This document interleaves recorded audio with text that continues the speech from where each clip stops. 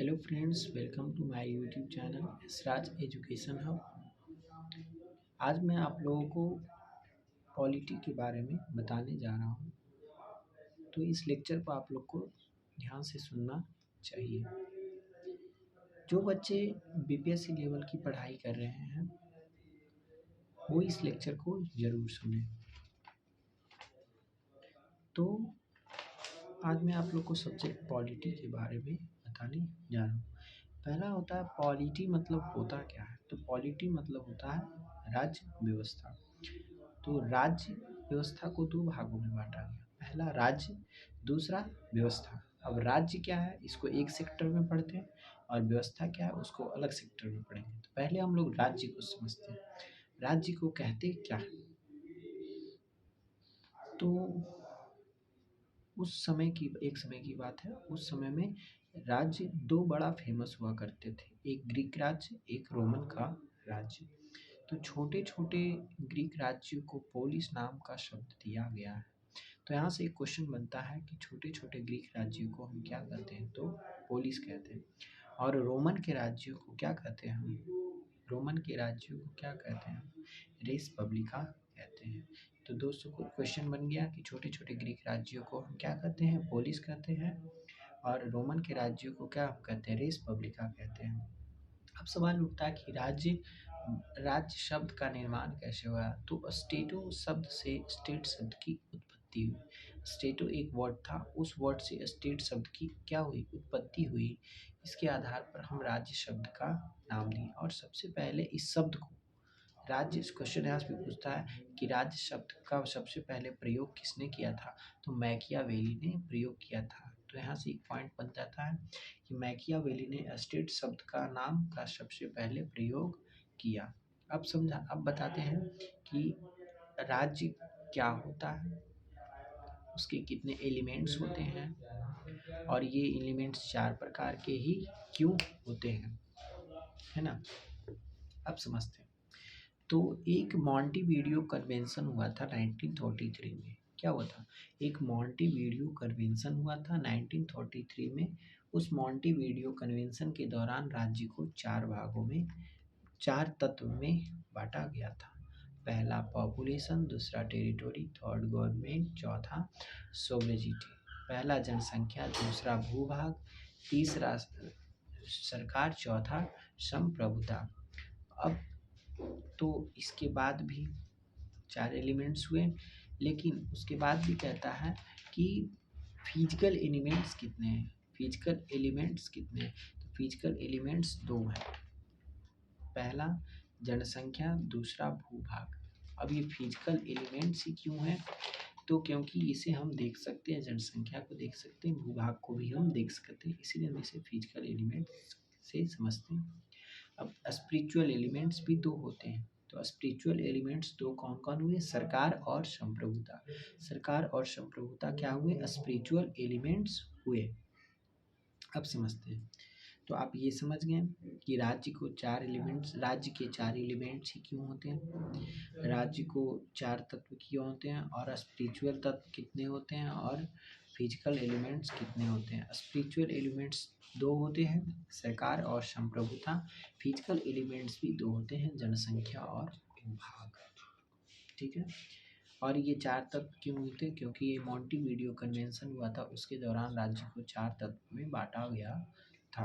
अब संप्रभुता का मतलब क्या समझते हैं। जनसंख्या तो आबादी हुई, भूभाग मतलब कोई एरिया, कोई क्षेत्रफल, कोई जगह। सरकार का मतलब जो सरकार हमारी हुई है आज की डेट में वो थी। और संप्रभुता का मतलब होता है स्वयं का प्रभु। संप्रभुता का मतलब होता है स्वयं का प्रभु, जो अपने आप में राज करना जाने। अब संप्रभुता का कुछ डिफिनेशन भी हम आपको बताते हैं। कहता कोई भी देश अपने बाहरी या आंतरिक निर्णय लेने के लिए स्वतंत्र, कोई भी कंट्री, जैसे ये हमारा कंट्री इंडिया है, तो ये इंडिया जो है ये बाहरी या आंतरिक दोनों डिसीजन लेने के लिए स्वतंत्र हो, उसे हम क्या कहते हैं, संप्रभुता कहते हैं। जैसे भारत एक राष्ट्र जो है संप्रभु राष्ट्र है, भारत एक क्या है, संप्रभु राष्ट्र है। तो राज्य के बारे में जानकारी हुई। तो राज्य व्यवस्था को दो भागों में बांटा गया था, एक राज्य और दूसरा व्यवस्था। तो तो राज्य के बारे में मैंने आपको समझा दिया, ठीक है। अब व्यवस्था के बारे में आप लोग को हम बताते हैं और व्यवस्था से संविधान कैसे बना ये भी हम आपको बताते हैं। तो देखते हैं व्यवस्था क्या है। व्यवस्था एक प्रकार का नियम है। व्यवस्था क्या है? एक नियम है। जैसे हमारा घर है तो हमारे घर में कुछ नियम है, नियम के आधार पर ही व्यवस्था बनी हुई है। भले वो व्यवस्था अलिखित हो, कहीं लिखा हुआ ना हो, लेकिन हमारे घर के नियमें तो कुछ है, वो व्यवस्था तो बनी हुई है हमारे घर में, भले वो अलिखित हो। और आगे हम पढ़ेंगे लिखित या अलिखित, सब पढ़ेंगे, नया पुराना छोटा बड़ा, है ना, वो आगे बताऊंगा हम आपको। कहता है देश को चलाने के लिए, मतलब कोई भी देश को चलाने के लिए कुछ मौलिक नियम की आवश्यकता होती है। कोई भी कंट्री को चलाने के लिए कुछ मौलिक नियम की आवश्यकता पड़ती है और इन्हीं मौलिक नियम जिस जगह संग्रहित रहते हैं उसे हम क्या कहते हैं? संविधान कहते हैं। उसे हम क्या कहते हैं? संविधान कहते हैं। अब देखते हैं तो संविधान शब्द कैसे आया। देश को चलाने के लिए कुछ मौलिक नियम व्यवस्था बने होते हैं और इसी नियम व्यवस्था जहाँ संग्रहित रहते हैं उसे हम क्या कहते हैं? संविधान कहते हैं। संविधान क्या होता है? एक मौलिक नियम है। अब संविधान शब्द की उत्पत्ति कैसे हुई? संविधान शब्द लैटिन शब्द से बना है। कॉन्स्टिट्यूशन शब्द से संविधान शब्द की उत्पत्ति हुई है। यह एक क्या है? लैटिन शब्द। संविधान अपने आप में एक लैटिन वर्ड है। और संविधान को दो भागों में बांटा गया है। संविधान को कितने भागों में बांटा गया है? दो भागों में बांटा गया है। पहला लिखित संविधान, दूसरा अलिखित संविधान। ध्यान से समझिए, पहला लिखित संविधान, दूसरा अलिखित संविधान। अब लिखित संविधान के अंतर्गत कौन कौन से देश आते हैं मैं वो समझता हूँ, ठीक है। और उसके बाद अलिखित संविधान के अंतर्गत कौन कौन से देश आते हैं वो मैं समझता हूँ। लेकिन ये समझने से पहले मैं आपको ये बता देता हूँ कि लिखित संविधान क्या है और अलिखित संविधान क्या है। अब देखिए लिखित संविधान क्या है, तो जिस देश की जनता की प्रतिनिधियों ने वहाँ के संविधान को लिखा है एक जगह बैठकर, उसे क्या कहते हैं? लिखित संविधान कहते हैं। जैसे हमारे इंडिया में के लोगों ने, जनता के प्रतिनिधियों ने क्या किया? वहाँ के संविधान को बैठ कर लिखा है, उसे हम क्या कहते हैं? लिखित संविधान कहते हैं। और एक बार लिखा गया तो लिखा गया, उसमें फिर चेंजेस नहीं आ सकते, संशोधन हुए हैं लेकिन वो फिक्स हो गए, तो उसे हम लिखित संविधान कहते हैं। जैसे भारत, अमेरिका, रूस, जापान इत्यादि में जो है लिखित संविधान है। क्लियर हुआ? और सबसे पुराना और लिखित संविधान जो है अमेरिका का है, यूएसए का है, जो 1787 ईस्वी में लिखे गए थे। अब देखते हैं अलिखित संविधान। अलिखित संविधान किसे कहते हैं?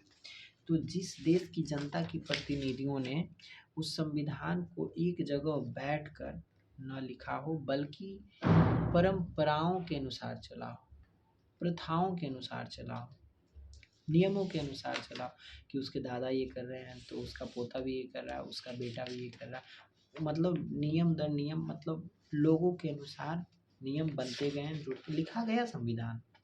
और लिखित संविधान में संविधान लिखा गया लेकिन फिक्स नहीं था, प्रथाओं के अनुसार लिखा गया, तो उसे हम क्या कहते हैं? अलिखित संविधान कहते हैं। कहने का मतलब डिफिनेशन में ये समझिए कि जिस देश की जनता की प्रतिनिधियों ने वहाँ के संविधान को एक जगह बैठकर ना लिखा हो बल्कि प्रथाओं के आधार पर लिखा गया हो, उसे हम क्या कहते हैं? अलिखित संविधान कहते हैं।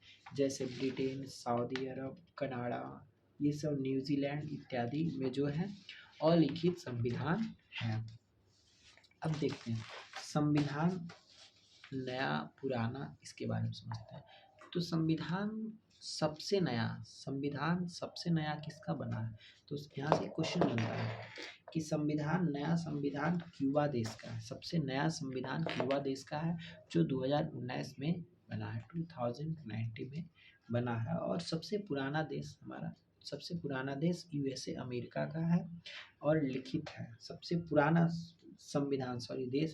पुराना संविधान लिखा गया कब? सबसे पुराना संविधान यूएसए अमेरिका का है और यह 1787 ईस्वी में लिखा गया है। अब कहते हैं, अब देखते हैं संविधान छोटा और सबसे बड़ा संविधान की बात करते हैं। तो सबसे पहले हम बात करते हैं सबसे छोटा संविधान की। तो सबसे छोटा संविधान कौन है? तो सबसे छोटा संविधान अमेरिका का है, लेकिन यह अनुच्छेद के आधार पर है। अनुच्छेद के आधार पर सबसे छोटा संविधान है, लेकिन और इस अमेरिका में कुल 7 अनुच्छेद हैं, लेकिन उसमें शब्द हैं 1,17,369 शब्द है अनुच्छेद के आधार पर। लेकिन अगर शब्द के आधार पर कर दे तो उसमें मोनाको है, मोनाको देश में, और केवल और उसमें 97 आर्टिकल है, लेकिन उसमें 3,814 शब्द है। तो क्वेश्चन यहाँ से भी बनता है कि अनुच्छेदों के आधार पर सबसे छोटा संविधान किसका है? तो अमेरिका का है। और अनुच्छेदों के आधार पर सबसे छोटा संविधान अमेरिका का है। उसमें कितने अनुच्छेद लिखे गए हैं? तो कितने अनुच्छेद लिखे गए हैं? 7 अनुच्छेद लिखे गए हैं। 7 अनुच्छेद लिखे गए हैं। 7 अनुच्छेद लिखे गए हैं।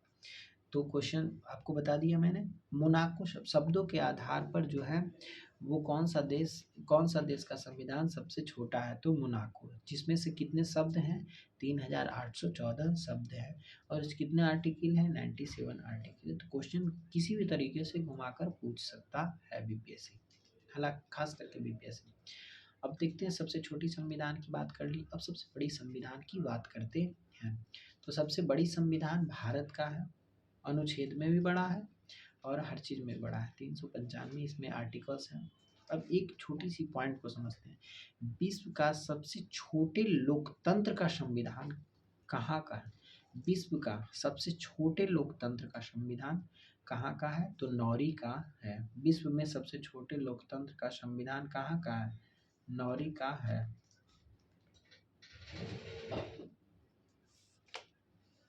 विश्व में सबसे छोटे लोकतंत्र का संविधान नॉर्वे का है। अब सवाल उठता है, तो आपको व्यवस्था भी, आपको राज्य भी बता दिए, हम व्यवस्था भी बता दिए। राज्य व्यवस्था को 2 भागों में बांटेंगे, पहला राज्य, दूसरा व्यवस्था। और राज्य के बारे में भी आपको डिफाइन कर दी और व्यवस्था के बारे में भी आपको हम बता चुके हैं। और व्यवस्था से संविधान कैसे आया ये भी मैं आपको बता चुका हूँ। अब हम जानते हैं कि व्यवस्था बनी कैसे, संविधान का निर्माण आखिर हुआ कैसे, है ना? व्यवस्था बनी कैसे और संविधान का निर्माण हुआ कैसे? तो कहानी के माध्यम से समझते हैं। अगर हम आपको लिख कर बता दें या फिर कहानी मतलब बोल बोल कर समझा दें तो ना समझिए, लेकिन इसको मतलब समझना है और ये फैक्ट है, यूनिवर्सल फैक्ट है। तो सबसे पहले सुकरात था, है ना? सुकरात एक व्यक्ति था, तो वह कहीं रहता था, तो वहाँ की लड़की से उसे एक मोहब्बत हो गई थी। तो उन्होंने क्या किया, उससे मोहब्बत कर बैठा। तो ये बात राजा को पसंद नहीं आई और राजा ने सुकरात को बुलाया और उसे खूब पीटा और उसे बंद कर दिया जेल में।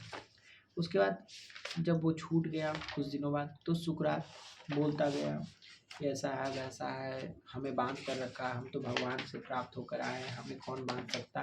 तो ये बात एक प्लेटो सुन रहा था, प्लेटो नाम का व्यक्ति था, वो सुन रहा था और वो सुनता गया, लिखता गया। लेकिन फिर वो जाकर एक दिन उससे मिला और सुकरात और प्लेटो के बीच में संवाद हुई कि आप ऐसा क्यों बोल रहे हैं। तो उन्होंने जो बोलता गया वो लिखता गया, जिसके कारण प्लेटो ने एक किताब बनाई, एक किताब लिखी। उस किताब का नाम है द रिपब्लिक। तो क्वेश्चन कहता है कि सुकरात और प्लेटो के बीच के संवाद किस बुक में लिखा गया है? तो द रिपब्लिक बुक में लिखा गया। और ऐसे भी पूछ सकता है कि द रिपब्लिक बुक जो है उसमें किन 2 व्यक्तियों का संवाद है? तो सुकरात और प्लेटो। तो सुकरात और प्लेटो के बारे में समझ गए। तो सुकरात का एक तरह से शिष्य हो गया प्लेटो, और प्लेटो ने इस किताब को लिखा, लेकिन इस किताब के बारे में बताने के लिए उन्होंने एक द अकेडमी नामक संस्था खोली। और द अकेडमी नामक संस्था खोली तो वहाँ से सारे लोग बहुत सारे पढ़ने आए। और ये द अकेडमी नामक संस्था कहाँ थी? एथेंस में। द अकेडमी नामक संस्था कहाँ थी? एथेंस में थी। तो द अकेडमी में पढ़ लिख कर लोग एक व्यक्ति निकले जिनका नाम क्या था? अरस्तु। तो प्लेटो ने इसको पढ़ाया। तो इनका भी शिष्य कौन हुआ? अरस्तु। इनका शिष्य कौन हुआ? अरस्तु, तो एरिस्टोटल इसको कहते हैं। तो अरस्तु जब बहुत पढ़े लिखे व्यक्ति थे, महान व्यक्ति थे, तो इसे इसी कारण फादर ऑफ पॉलिटिकल साइंस कहा जाता है। इसी कारण नहीं, क्योंकि अरस्तु ने एक द पॉलिटिक्स नामक बुक लिखी। अरस्तु ने क्या लिखी? एक द पॉलिटिक्स नामक बुक लिखी, जिसके कारण इन्हें father of political science father of political science कहा जाता है, यानी पोल साइंस के पिता कहा जाता है अरस्तु को। तो क्वेश्चन यहाँ से कॉमन बनते हैं, जो कॉमन एग्जाम में पूछे जाते हैं। ठीक है, तो पोल साइंस के पिता का क्या नाम है? अरस्तु। अब अरस्तु का एक शिष्य हुआ जिसका नाम है सिकंदर। अरस्तु का एक शिष्य हुआ जिसका नाम है सिकंदर।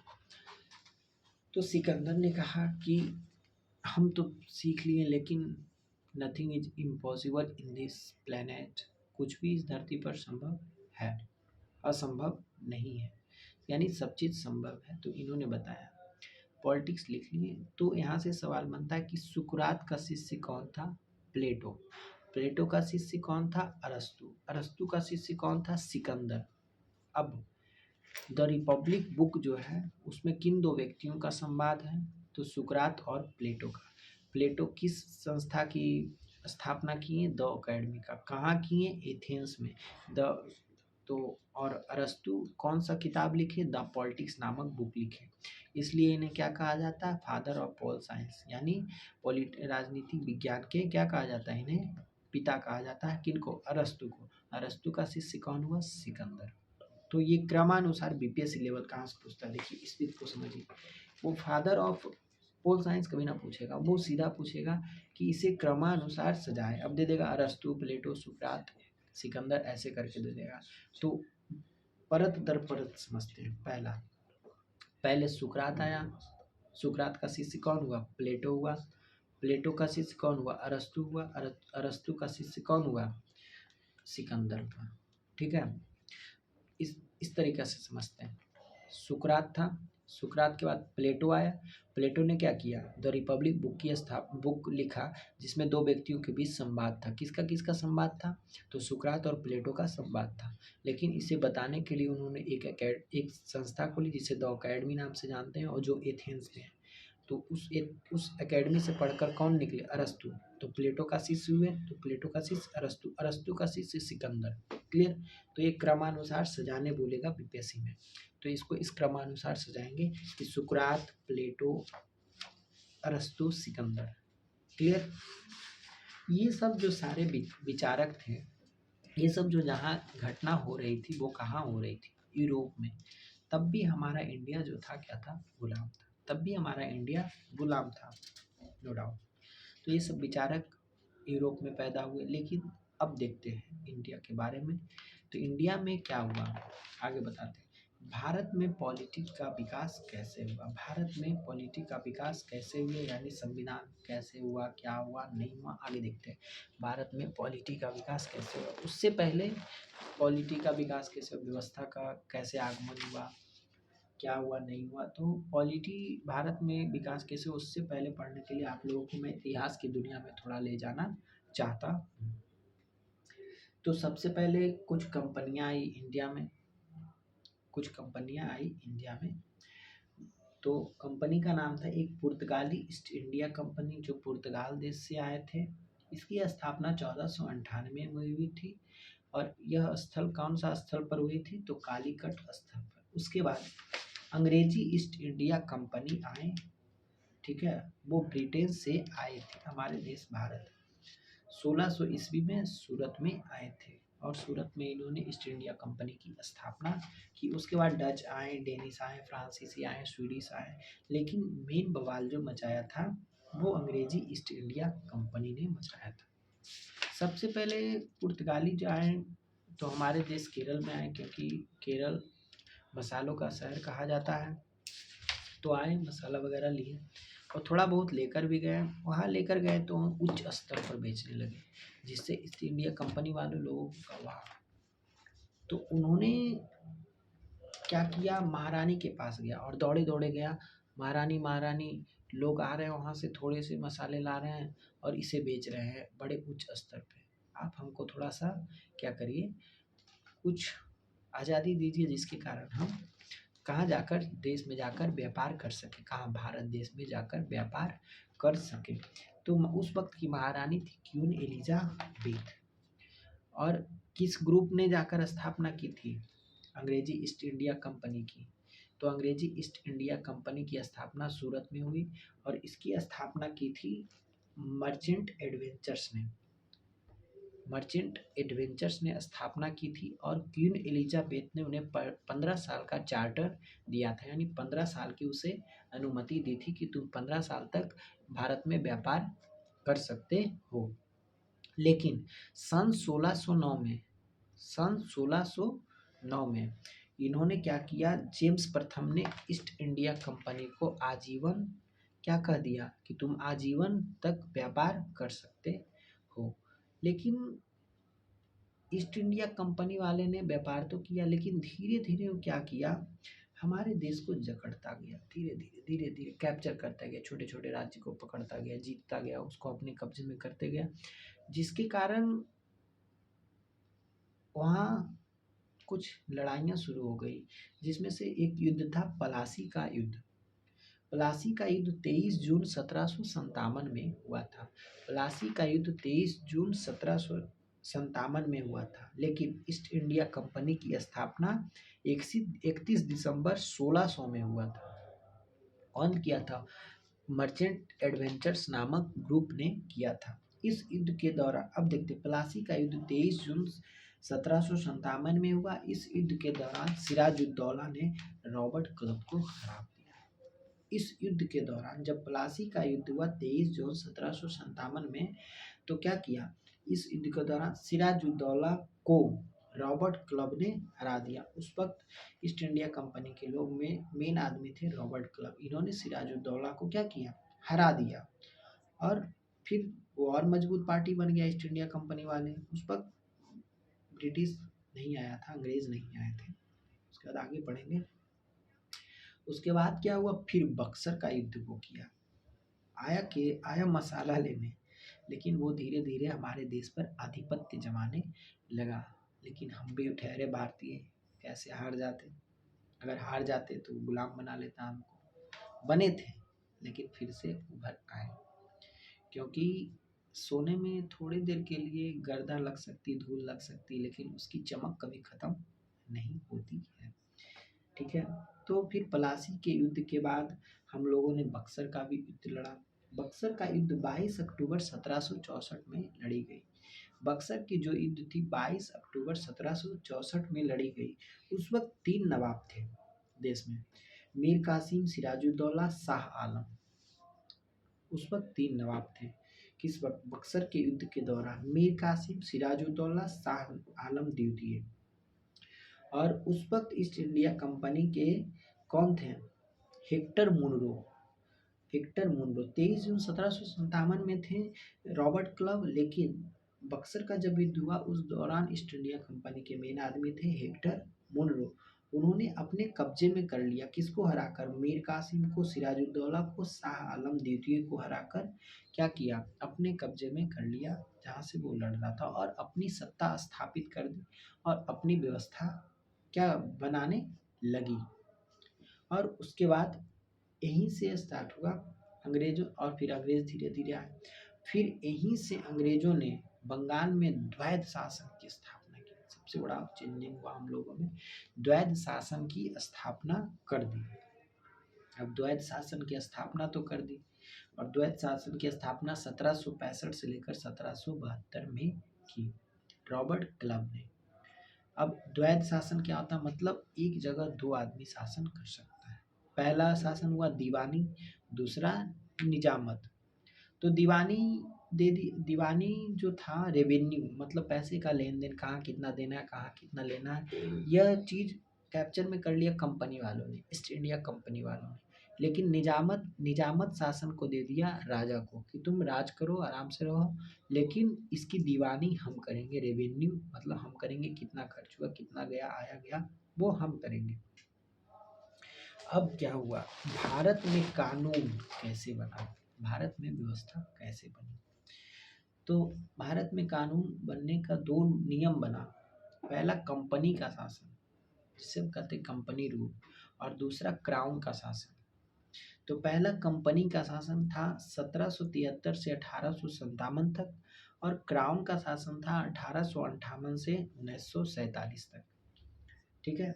तो अब कंपनी के शासन की तरफ पढ़ते हैं तो बताते हैं कि 1773 में रेगुलेटिंग एक्ट हुआ, 1784 में पिट्स इंडिया एक्ट हुआ, 1793, 1813, 1833, 1853, ये सब वगैरह में क्या हुआ, चार्टर एक्ट हुआ।